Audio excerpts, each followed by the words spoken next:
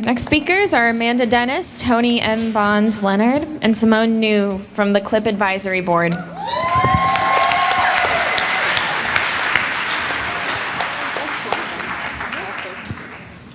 Good morning. Good morning. My name is Toni Bond Leonard, and I have the honor and distinction of being one of the 12 women who sat in a hotel room in 1994 in Chicago and came up with this term called reproductive justice.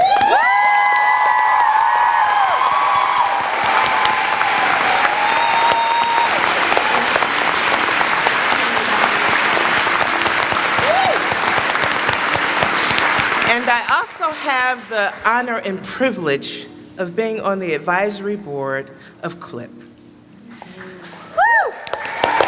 And I just want to tell you why I am a CLPP supporter. I've been involved with CLPP. I'm 51 years old. I came to the movement when I was 29.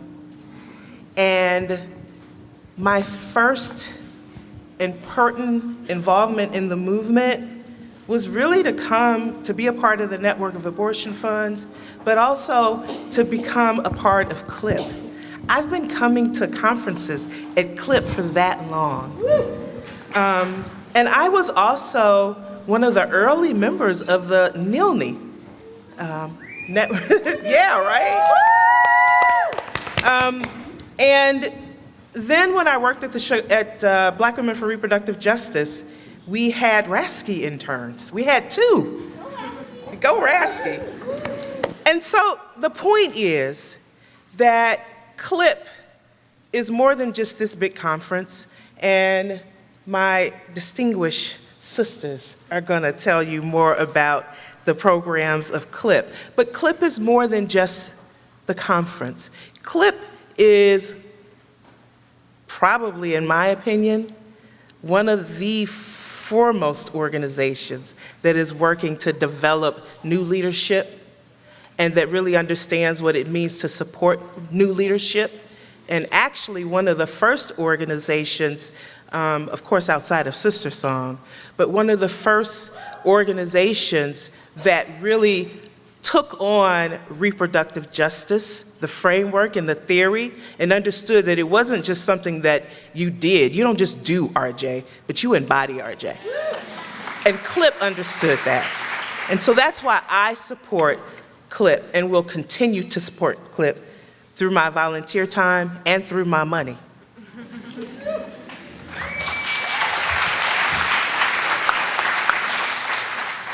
Hi, good morning, everyone. Hi. So, kind of similar to Toni, it is my 9th year running straight attending CLPP. Sneaks up on ya.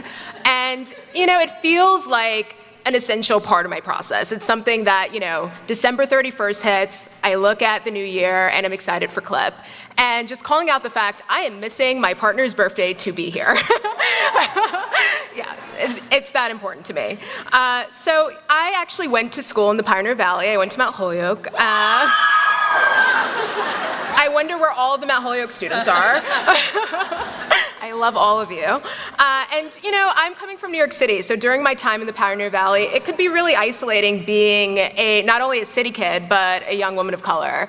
And CLPP provided me a space that, really helped me kind of work through a lot of that isolation and to actually have conversations that felt important to me and to have a space where I met folks who were just as engaged, just as interested in digging deeper and kind of getting a sense of how we fit into the movement and how this work fit into our lives and how we can make it our lives.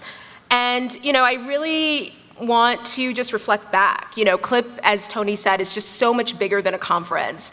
So, when I was working with CLPP when I was in the Valley, they were really kind in the sense that they let me be a student group leader, an intern, and a conference coordinator. And I just feel like those are opportunities that are not always available. There are many, many things happening in the area, but just kind of finding your space and finding your people is not always the easiest. And I also had a Rasky internship. And through that internship, I was able to do research on intimate partner violence, which was an issue that was impacting me pretty personally at the time. And I didn't really have a lot of spaces to talk about that and to find folks who were willing to engage around that. And through that internship, I was also able to meet Mary Mahoney, who was my supervisor and one of the founders of the Doula Project. And through that work, you know, I've been a full spectrum doula since 2010. And thank you. And again, I don't know, if I would have had the wherewithal to even know what a doula was and to research becoming one if I had not kind of had that direct exposure to someone who was doing the work. The organization I was at actually folded during my senior year in college and really inspired me to seek out a career in development and to think about how we could build sustainable organizations that do impactful work but also are able to survive and to continue to be there for the next generation. So for me, that's why it felt so personal and so important to be on the CLPP Advisory Board. And I'm so excited to just see how popular the conference is and how many of your beautiful faces are here. Because I can only speak for myself, but I needed this space. And thank you all for your support now and throughout the year.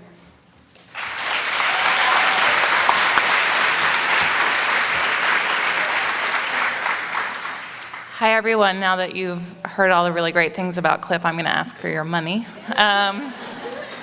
I've been coming here for about 15 years. I had the privilege of being a student of Marlene's when I transferred in from community college and came to Hampshire. I've been a RASCI supervisor, I've been a NILNI, I've been coming to the conference. I continue to be humbled and amazed. And if it's your first year here, who's this first time? Wow. That gave me chills. You'll be convinced by the end of the weekend that you should be giving too. And I wanted to share the first time I gave. It was the first time I attended the conference. There were only a couple hundred of us at that time. I'd been to Trans 101, I'd been to Dismantling White Privilege, I went back to Trans 101 the next day. I learned so much at that conference, and Marlene stood up and passed her actual hat, or her husband's hat, I'm not sure, and asked if anyone could support the conference. I was a poor student, I had $5, and I said, yes, this $5 is going to you. So if you have that $5, I ask that you get it out, go to those folks at the CLPP table, can I see the CLPP table? They will take it from you, and they will use it to make sure that this conference happens every year and that folks can come no matter what their financial bracket is.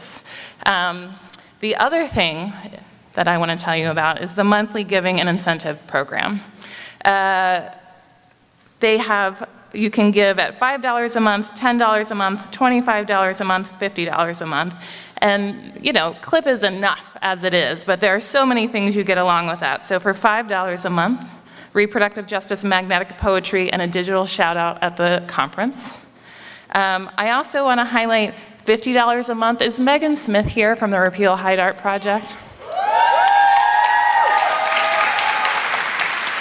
So you all probably saw the email that CLPP sent out and told you about these incentives, and I said, what? At $50 a month, I get a piece of art from Megan Smith?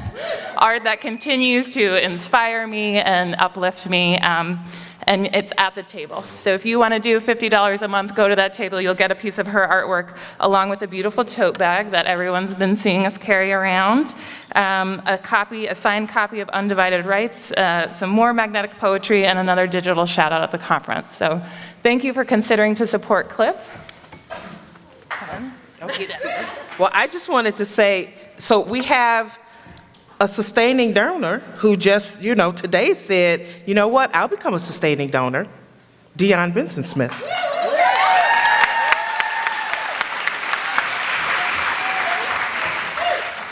Thanks, everyone.